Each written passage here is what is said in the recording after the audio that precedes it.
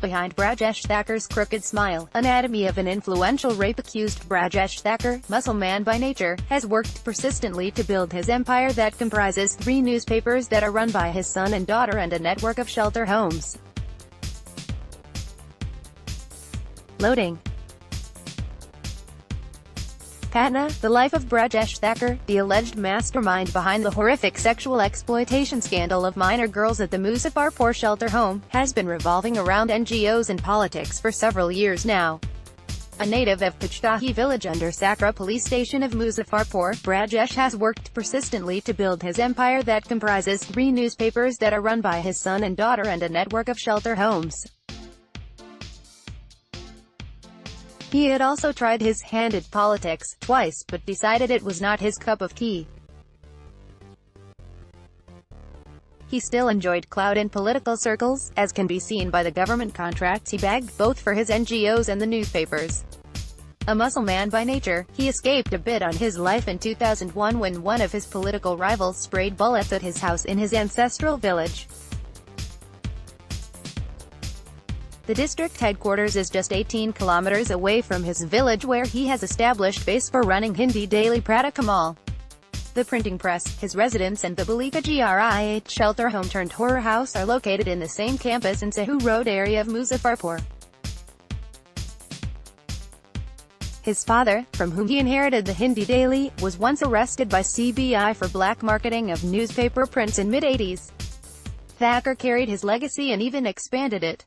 At present, he runs 3 newspapers, Prata Kamal, Hindi, Haladi Bahar, Urdu, and News Next, English. He made his daughter Nikita Anand the managing editor of the English newspaper based in Patna, but nobody has ever seen it on stands like the other 2. His Urdu daily is run by Madhu, a mystery woman considered to be his front woman. She was also responsible for managing things at the Balika Grih, where 34 minor girls were raped and tortured. She went underground after the shelter home scandal was busted, and Thakur, along with 9 other functionaries of his NGO Seva Sankalp Evam Vikas Samitit, were arrested on July 3. Thakur has always ensured that a copy of his newspaper reaches the table of every bureaucrat and mid-level officer in the district. He has also been accused of faking circulation figures to get advertisement worth 30 lakh rupees per year from the state government.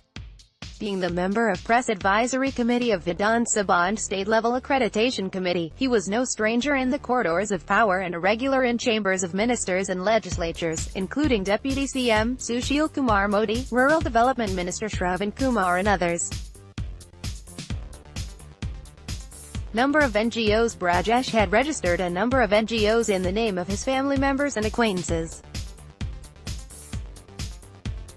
Officials say till now his involvement in 11 NGOs has been established. Now, all have been blacklisted. Seva Evam Sankalp Samitit was responsible for running not only Balika Grih but another shelter home for adult women in the same city.